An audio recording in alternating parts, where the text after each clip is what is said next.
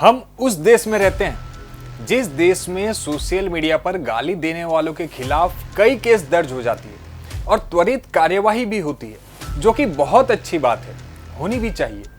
परंतु पिछले कुछ सालों से हमारे देश में रेप की कई घटनाएं हुई, लेकिन न्याय बहुत कम केस में मिला है, या ऐसा कह सकते हैं कि न्याय मिला ही नहीं है। जो केस पूरे देश में हाईलाइट हुआ है उसमें एक्शन लिया गया, लेकिन छोटे गांवों या शहरों में ऐसी कई घटनाएं हुई जिसके बारे में ना आपको पता है और ना सरकार या कोई और पता करना चाहता है, या ऐसे कहें कि किसी को परवाह नहीं है। सोचिए, 12 साल की छठी में पढ़ने वाली एक मासूम के साथ में दुष्कर्म होता है। दुष्कर्म करने वाला आरोपी बच्ची से उम्र में 8 साल बड़ा था। साल 2016 की इस वारदात के दौरान आरोपी ने दुष्कर्म के वीडियो भी बनाए। आरोपी 4 साल तक यानी 2020 तक उसे लगातार ब्लैकमेल करता रहा। जब जी चाहता मासूम को नोचने के लिए बुला लेता। हैवानियत की हदें ऐसी लांघी कि ब्लेड से बच्ची की छाती पर आई लव यू तक गोद डाला, जो आज तक लिखा हुआ है। लगातार शारीरिक और मानसिक यातनाओं से पीड़ित मासूम 16 साल की बच्ची होते होते डिप्रेशन में चली गई।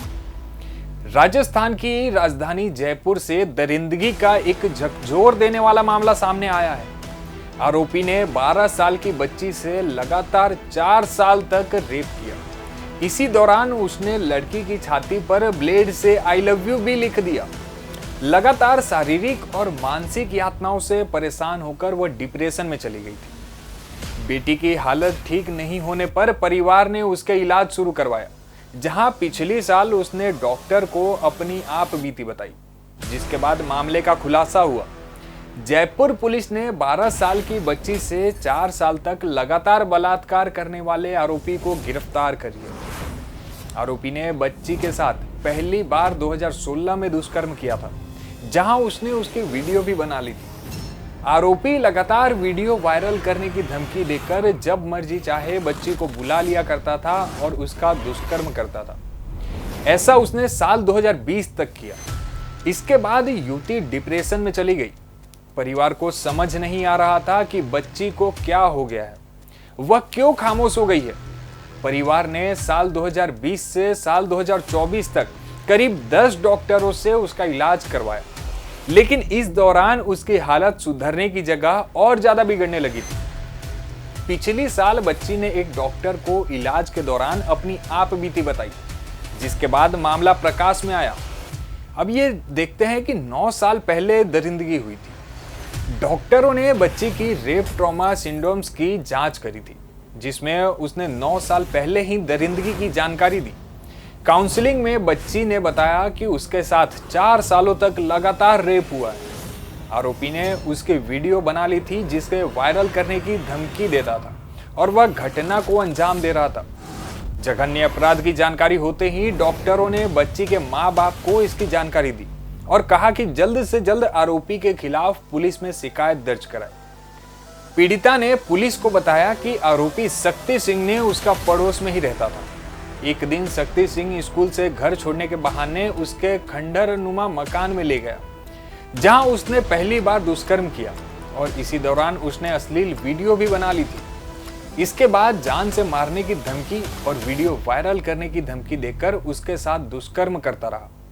पुलिस ने आरोपी को गिरफ्तार करके मामले की जांच पड़ताल शुरू कर दी है। अब जरा हम बात करें तो रेप रिकॉर्ड के बारे में, तो भारत में हर घंटे में 3 महिलाएं रेप का शिकार होती है, यानी हर 20 मिनट में 1 महिला। अब दूसरी बात करें तो देश में रेप के मामलों में 96% से ज्यादा आरोपी महिला को जानने वाले होते हैं। और तीसरी बात कि रेप के मामलों में 100% में से 27 आरोपियों को ही सजा होती है, बाकी के बरे हो जाते हैं। कई बार देखा गया है कि कुछ महिलाएं व्यक्ति को परेशान करने के लिए या कुछ पैसों के लिए झूठे आरोप लगाती है, और शायद यही कारण है कि जब सच में ऐसी कोई घटनाएं होती है तब लोग समझ नहीं पाते या महसूस नहीं कर पाते। मुझे ऐसा लगता है कि समाज में रेप की घटनाओं को लेकर जागरूकता की बहुत जरूरत है, और मैं उन महिलाओं से भी अपील करना चाहूंगा जो किसी व्यक्ति पर झूठा आरोप लगाती है कि आप ऐसा ना कीजिए। ये बहुत संवेदनशील और गंभीर आरोप है, और साथ ही जो लोग सच में रेप किए हैं उनके खिलाफ कड़क से कड़क कार्यवाही की जाए, और आपकी और ये हम दोनों की जिम्मेदारी बनती है। धन्यवाद।